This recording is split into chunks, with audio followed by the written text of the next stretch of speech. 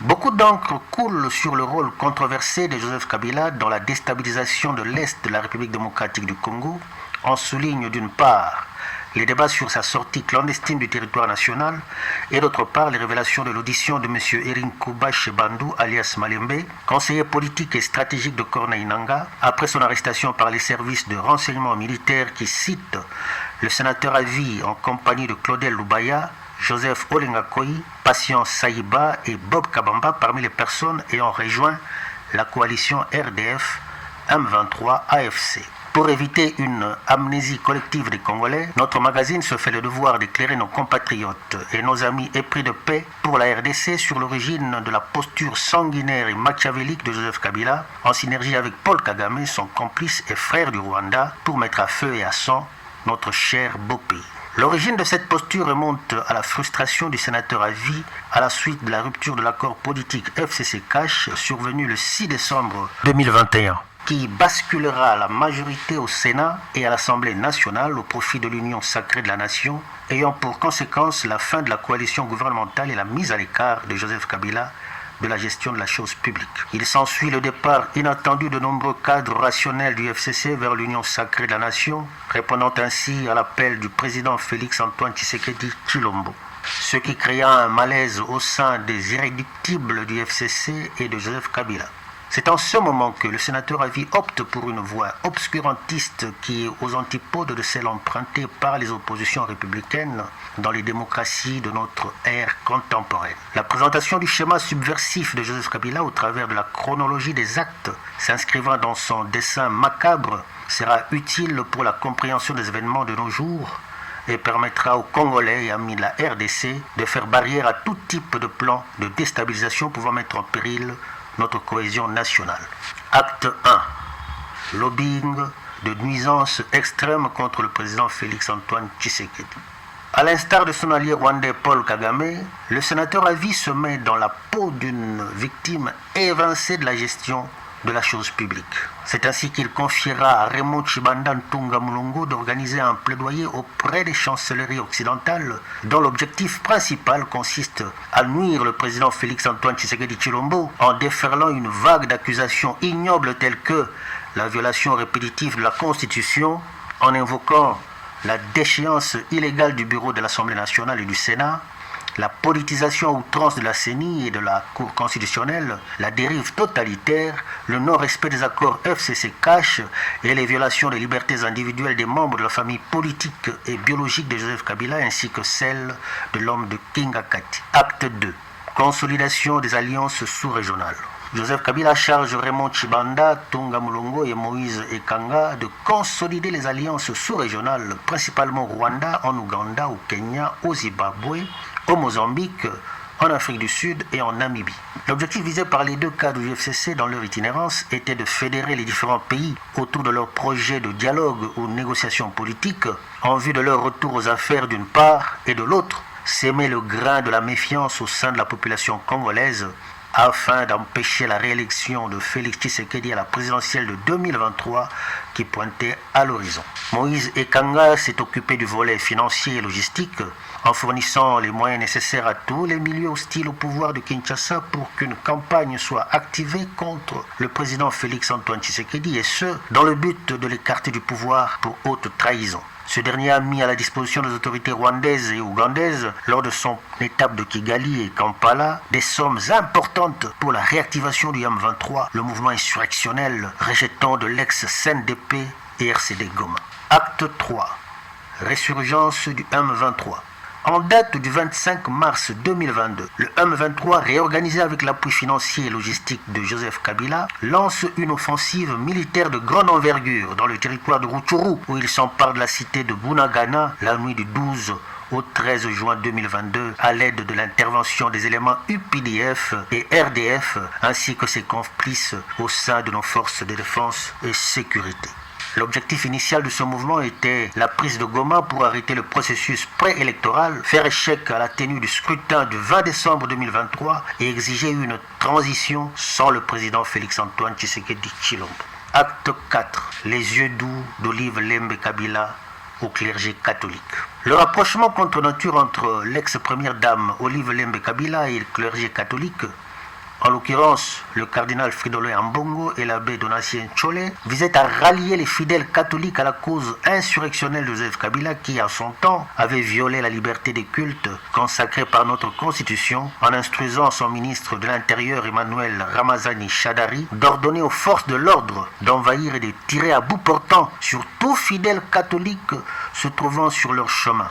D'où la triste perte de nos compatriotes martyrs de la démocratie, Rossi Chimanga et Thérèse Kapangala. Les deux prélats, dans leur quête de savourer le pouvoir temporel, ont commis l'apostasie, reniant par ce fait leur rôle primordial qui consiste à l'évangélisation des âmes pour les préparer au retour du Christ de la Bible et non celui de Kingakati. Ainsi, les deux prélats instruiront Monseigneur Fulgence Moteba d'organiser la réconciliation katangaise, car Joseph Kabila a besoin du Grand Katanga comme deuxième front après celui du Nord Kivu pour déstabiliser les institutions conduites par le président Félix-Antoine Tshisekedi Tshilombo. Acte 5. La réconciliation katangaise. Joseph Kabila, ayant besoin du Grand Katanga, obtient la bénédiction des prélats catholiques qui lui offrent un cadre pour réunir les filles et fils du Katanga, notamment Moïse Katumbi, Christian Mwando, Dominique Munongo et autres. La convergence des intérêts parmi les participants ouvre la voie à une alliance politique incestueuse, unissant un membre de l'Union sacrée de la nation au sénateur à vie,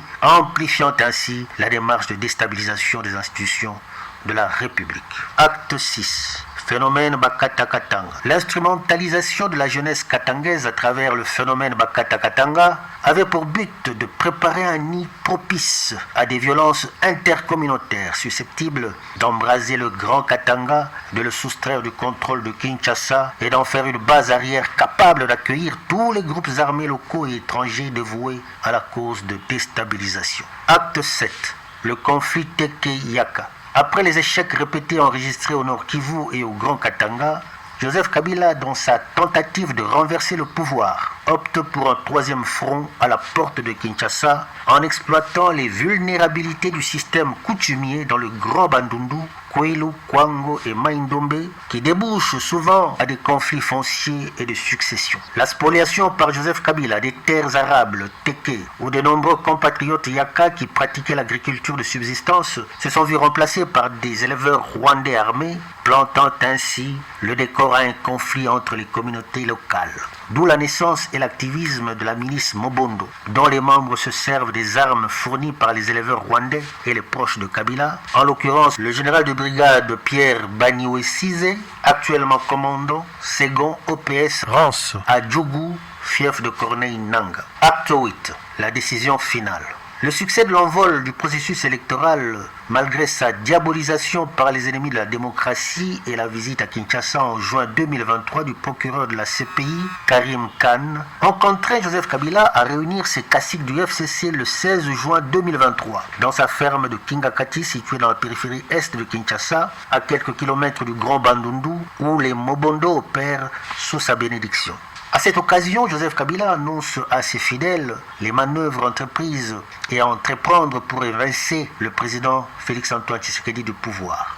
Parmi ces manœuvres, il y a la création d'un mouvement insurrectionnel national, voire acte 10. L'organisation des assassinats ciblés contre des personnes pouvant constituer un obstacle à la réalisation du projet insurrectionnel. La reproduction à l'aide de ses complices du scénario de type Lissouba Sassou pour déclencher les hostilités contre le pouvoir en place en pleine capitale Kinshasa. Le soutien aux actions du clergé catholique contre le pouvoir. Acte 9. Nomination de James Kabarebe. La nomination de James Kabarebe en septembre 2023 comme ministre d'État rwandais en charge de la coopération régionale est une manœuvre de Paul Kagame pour venir à la rescousse de Joseph Kabila en difficulté d'une part sur le front Nord Kivu suite aux pressions exercées par le gouvernement congolais sur les forces de l'EAC pour que cette dernière adopte un mandat offensif contre les terroristes RDF M23. Et d'autre part, sur le front de Kinshasa, où on a assisté au revirement du clergé catholique qui s'est finalement décidé d'appuyer le processus préélectoral après des invectives reçues du Vatican consécutives à l'action diplomatique du président de la République, Félix-Antoine Tshisekedi Tshilombo. Le général James Kabarebe mènera une offensive diplomatique contre la RDC auprès des pays membres de la communauté des pays de l'Afrique de l'Est EAC en les dissuadant d'une action militaire contre les terroristes RDF M23 au risque d'une guerre qui embraserait la région. D'où le désaccord entre les pays composant la force de l'EAC et le gouvernement congolais qui se conclut par leur départ du sol congolais. La chronologie des faits indique l'avancée des terroristes RDF M23 jusqu'à Saké, dernier verrou vers Goma, avant d'être repoussés par nos forces loyalistes FARDC Wazalendo. Ceci prouve à suffisance la détermination de Joseph Kabila de maintenir les foyers de tensions existants et de les multiplier sur toute l'étendue du territoire. Acte 10. Sortie médiatique de John Numbi. Le dépôt de la candidature du chef de l'État Félix-Antoine Tshisekedi Tshilombo en date du 7 octobre 2023 comme candidat à sa propre succession a irrité Joseph Kabila qui, par conséquent, instruira le général déserteur John Numbi d'annoncer le 7 octobre 2023 au grand public l'avènement d'un mouvement insurrectionnel ayant pour mission de renverser les institutions en place, en l'occurrence le président de la République. Acte 11. Corneille Nangaa et l'Alliance Fleuve Congo. Le 15 décembre 2023, à Nairobi au Kenya, le grand public découvre le visage de Corneille Nangaa à la tête du mouvement insurrectionnel dénommé Alliance Fleuve Congo, AFC en sigle. Cette plateforme n'est rien d'autre que l'aura politique des terroristes RDF M23 tentant de rééditer l'exploit du Parti de la Révolution du Peuple, PRP en sigle, de feu Musée Laurent Désiré Kabila dans le conglomérat AFDEL composé d'une myriade de forces étrangères rwandaises, ougandaises, etc. qui a renversé feu le maréchal Mobutu. Ce changement de coq à l'âne où Nangaa passe d'expert d'une institution d'appui à la démocratie, CENI, à la direction d'un mouvement insurrectionnel supplétif des terroristes RDF M23 vise à donner une connotation congolaise à ce dernier. Corneille Nangaa est au centre des intérêts qui lient étroitement Joseph Kabila, Paul Kagame et sa cour, ainsi que certains généraux ougandais, dont Muhoozi Kainerugaba, fils de Yoweri Museveni et chef d'état-major général. Les hommes de sous-main de Joseph Kabila impliqués dans le trafic des minerais, terres rares, or, etc., sont mis à la disposition de Corneille Nangaa pour pérenniser l'exploitation illicite des sites miniers dans les zones sous leur contrôle et organiser la logistique pour les recrues. D'où la présence de personnes comme Mwami Radjabou, arrêté un temps par les services, puis relâché et actuellement aux côtés de Corneille Nangaa à Kigali, Kampala, Nairobi, Paris, Bruxelles, où il est très actif dans le recrutement des compatriotes congolais, en particulier ceux du Sud Kivu, et leur acheminement dans les campements RDF M23. Acte 12. Itinérance de Kikaya bin Karoubi. La réélection du président Félix-Antoine Tshisekedi Tshilombo, sa prestation de serment, ne sont pas passées inaperçues aux yeux de Joseph Kabila qui confiera à Barnabé Kikaya bin Karoubi et au général déserteur John Numbi la mission de rencontrer des généraux rwandais et des experts français présents au Mozambique pour préparer par le Rwanda l'invasion du territoire de Kalehe dans le sud Kivu. Les multiples déplacements de Kikaya bin Karoubi entre les 4 villes de l'Afrique australe, ci-après Maputo, Harare, Johannesburg et Windhoek, prouvent à suffisance que le seigneur de Kingakati est à la manœuvre d'une énième tentative de déstabilisation du pays. En définitive, conclure à l'innocence de Joseph Kabila relève d'un désintérêt criant de la cause patriotique. C'est ici le lieu d'interpeller tous les sécurocrates inactifs pour qu'ils assument leurs prérogatives républicaines aux côtés du président de la République Félix-Antoine Tshisekedi afin de mettre hors d'état de nuire les ennemis intérieurs et extérieurs de la patrie. Quant à Joseph Kabila, il ferait œuvre utile en restant là où il est, car il y va de sa propre sécurité. S'il ose retourner au pays, il sera arrêté, jugé, condamné et exécuté pour haute trahison et complot contre la République. Et s'il fait la moindre bêtise de là où il se trouve, il sera liquidé. Et on assistera ici au pays à la nuit des longs couteaux version RDC pour en finir avec ces classiques. Au peuple souverain, en vue de consolider les acquis, un appel est lancé à la vigilance et à la dénonciation de tout acte et au complot tendant à déstabiliser les institutions étatiques constitutionnellement établies.